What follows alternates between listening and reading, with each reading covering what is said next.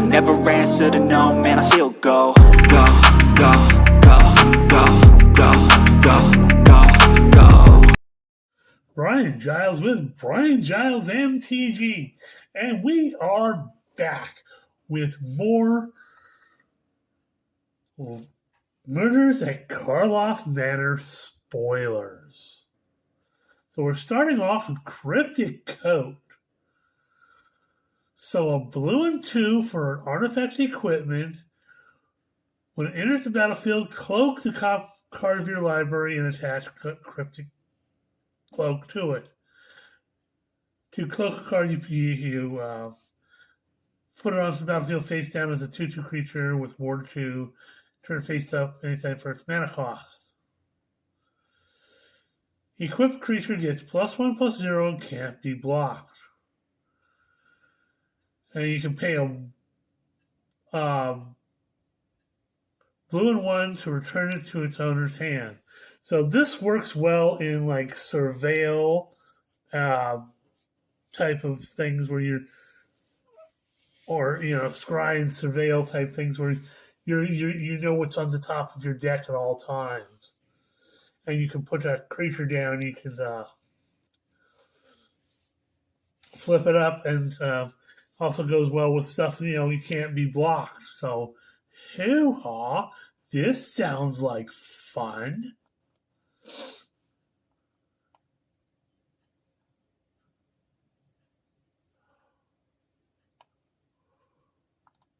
So next up is the case of the Gateway Express, because they couldn't use Orient. So a white and 1 for an enchantment case. When it enters the battlefield, choose a target creature you don't control. Each creature you control deals 1 damage to that creature. Hoo-ha! Solve it. 3 or more creatures attack this turn. Okay, well there's some love in this set about that. So when it solves, creatures you control get +1/+0. It's an okay card. It has some uses in it. Next up, we have Surveillance Monitor, blue and 3 for a 3/3 Vidalco Detective. Here's the battlefield, collect evidence.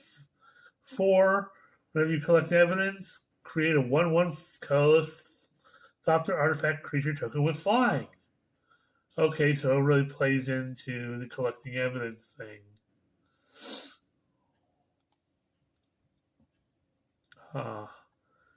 Then we have Evidence Examiner. So for Semic, a green and blue, you get a 2/2 Merfolk Detective. Beginning combat on your turn, you may collect evidence 4. Whenever you collect evidence, investigate. So that's interesting. And the Semic Bant type card strategies seem to have a real big focus on collecting evidence.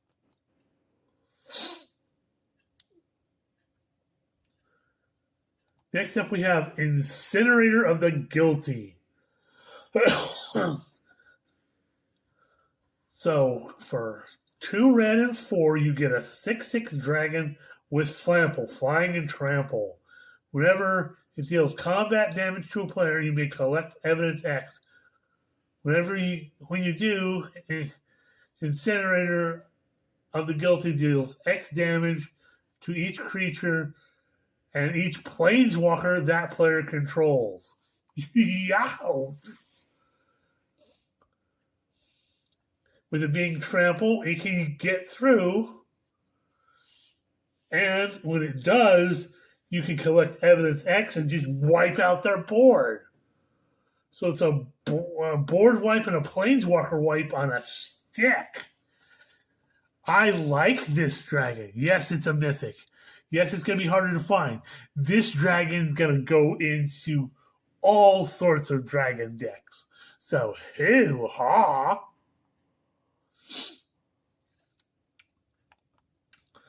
Next up, we have Yaris, Roar of the Gods. So for a red and green and 2, you get a 4/4. Appears to be some type of centaur. Legendary centaur, it says. So whenever one or more face-down creatures you control deal combat damage to a player, draw a card. Okay.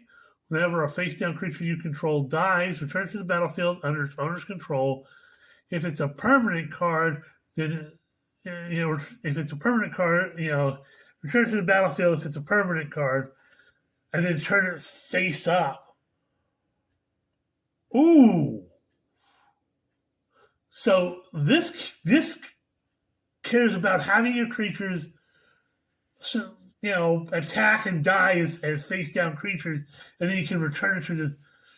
Oh, you could do some dirty stuff with that.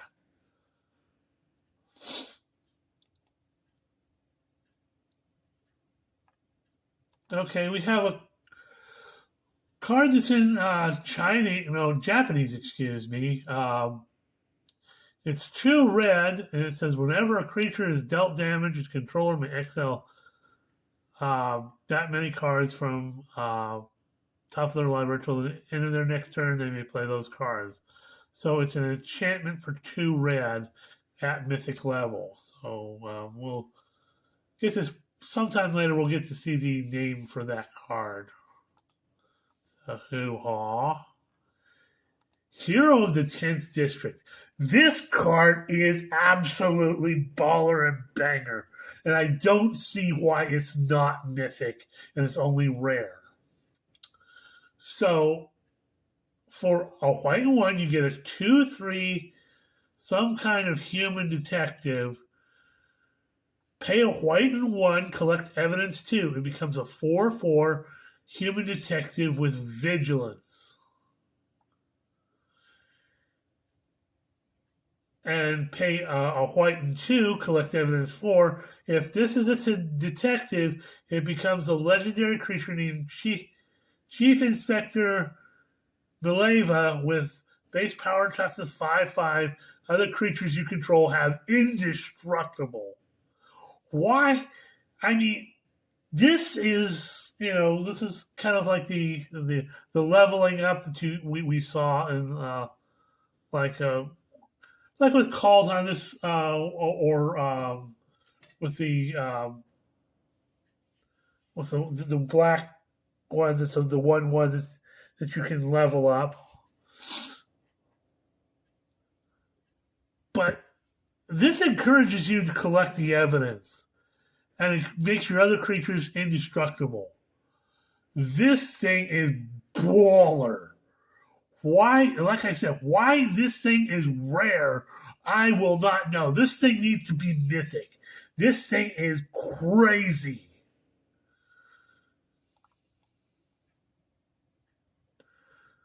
So next up, we have Ambitious Falcon. And I've seen some translations for this that aren't exactly the same. So it's two blue and 1 for a 1/4 artifact creature bird. It has flying. Whenever it attacks, gain control of target permanent you own and don't control. Disguise it for a blue and 1. When it's turned face up, target opponent gains control of any number of target permanents you own. You draw that number of cards. Kind of a draw engine. But you can get your permanents back. So it's interesting. But I've seen some other translations for it that don't quite line up with this. So we'll have to see the true translation of it later. Next up we have Detective's Bag.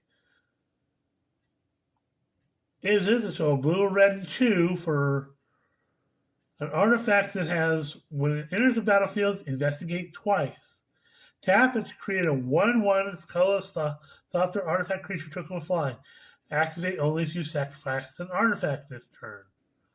So it cares about you looking for clues and stuff like that, and sacrificing artifacts. But you know, it's got a little bit of use. So hoo ha. Next up, we have another double-sided card, which I don't read Italian that well, so one side is an instant that reads pay a hybrid blue red for target creature attacks or blocks this turn if able. Well, that's very useful because some creatures we want to attack or block. Next up, the other side appears to be like a sorcery for 2 hybrid red green and 4. You get creatures you control get +2/+2 and gain trample till end of turn, and you can turn a creature you control face up. So hoo ha. Okay. Except we have Runemark Juggler. So Rakdos for black and red for 2/2.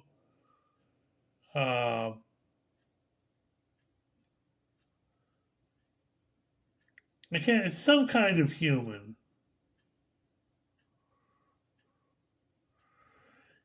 It enters the battlefield, suspect one target creature you control, which means it gains menace and can't block. But you pay a black and red and 3, sacrifice suspected creature, target creature gains -5/-5 till end of turn. So you can suspect the creature. This is a Rakdos suspect deck seems to be emerging as a deck strategy. So this could be it's a sacrifice and spot removal on a stick. So hoo ha. Except we have Officious Interrogation for Azorius or a white and blue. You instantly read the spell cost, and there's a white and blue mortar cast for each target beyond the first. Choose any number of target players. Investigate X times, where X is the total number of creatures those players control. And again, the Azorius also has a sort of a detect. Excuse me. It has the investigate type of mechanic feel to that deck strategy. So hoo ha, and because you can also use this in a commander deck, and it does all sorts of things. Next up, we have Hazda Vigilante. So a white and 4 for a 4/4 giant soldier. When it enters the battlefield or attacks, put a +1/+1 counter on target creature you control with power 2 or less. So hoo ha. Then we have Bubble Smuggler. So a blue and 1 for a 2/1 octopus fish. Disguise it for a beefy blue and 5.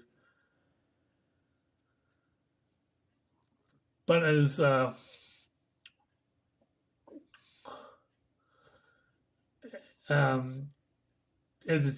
it's turned face up, you put 4 +1/+1 counters on it, so it becomes a 6/5. So if you really want to disguise it,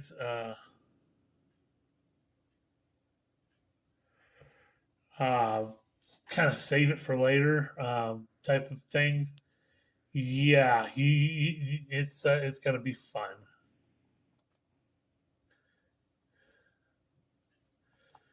Next up, we have Furtive Courier. So a blue and 2 for a 3/2 Merfolk Advisor. It can't be blocked as long as you've sacrificed an artifact this turn. When it attacks, draw a card, then discard a card.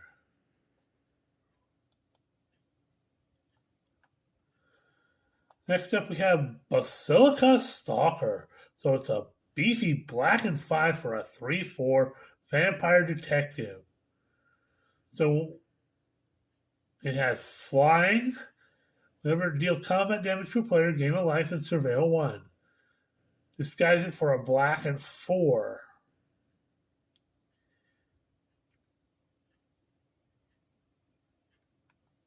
So a little bit of life gain, deck searching type thing. A little overpricey for my taste. Next up, we have Snarling Gorehound. A black mana for a 1/1 dog with menace. Whenever another creature with power 2 or less enters the battlefield under your control, surveil 1. That's not bad. A little bit of surveil action on a cheap black creature with menace.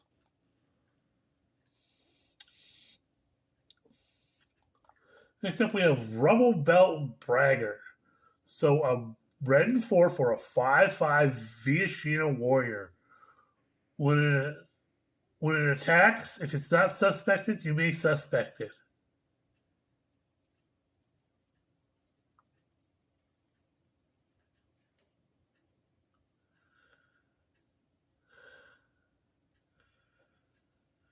So again, that fits in that Rakdos sacrifice your suspects. Next up, we have Vengeful Creeper.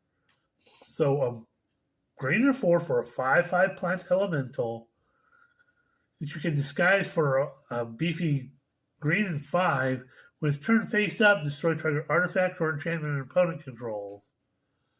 So, yeah.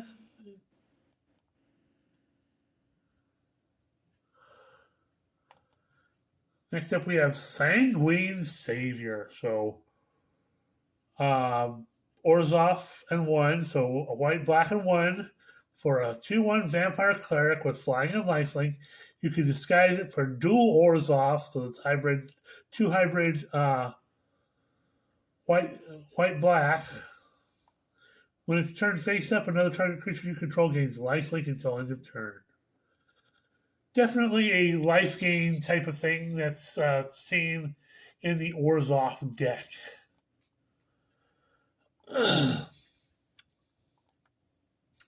Call a Surprise Witness. So a white and 1 for sorcery that reads, turn target creature card with mana value 3 or less from your graveyard to the battlefield. Put a flying counter on it. It's a spirit in addition to its other types. Ew. That could be fun. Next up, we have Fey Flight. So, a blue and 1 for an enchantment aura with flash. You enchant the creature, it enters the battlefield, gains hexproof until end of turn. An enchanted creature gets +1/+0 and has flying. So, hoo-ha. Next up, we have Insidious Roots. Insidious. So, for a black and green, you can enchantment that reads, creature tokens you control have tapped to add 1 mana of any color. Ooh.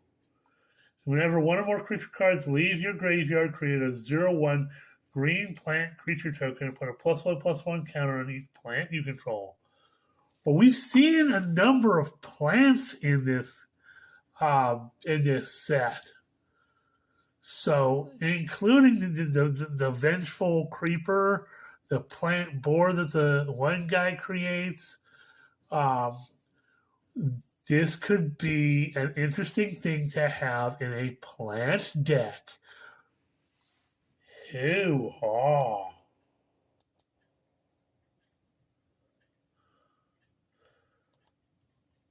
So next up we have Wisp Drinker Vampire. So a white, a black, and 2 for a 2/4 vampire rogue with flying. Whenever another creature with power 2 or less enters the battlefield under your control, each opponent loses one life, and you gain 1 life. Pay a white, a black, and 5 creatures you control with power 2 or less gain Death Touch and Lifelink till end of turn. Again, more love for that life gain thing we see in the Orzhov colors. So, hoo-ha! Okay. So we've got Flotsam and Jetsam. Simic and 1, so a hybrid green-blue and 1. For an instant reads, mill 3 cards and investigate. Jetsam is 2 hybrid blue-black and 4 sorcery that reads, each opponent mills 3 cards. You may cast a spell from each opponent's graveyard without paying its mana cost. Ew. If a spell cast this way, we put it to the graveyard, exile it instead.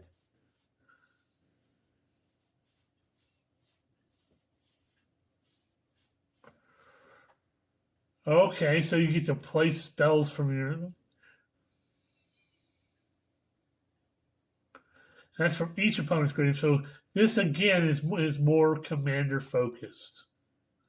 Whoops. Double tapped. Dramatic Accusation. So a blue and 2 for an enchantment aura. The Dramatic Accusation enters the battlefield, tap enchanted creature. Enchanted creature doesn't untap during its controller's untap step. And then you can pay 2 blue to shuffle enchanted creature into its owner's library. Okay.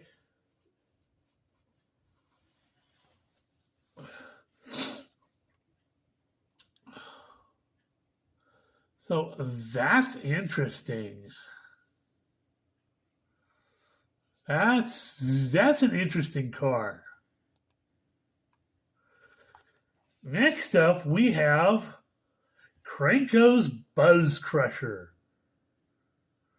2 red and 2 for a 4/4 artifact creature, Insect Thopter.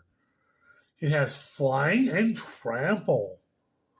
When Krenko's Buzz Crusher enters the battlefield, for each player, destroy up to 1 non-basic land that player controls.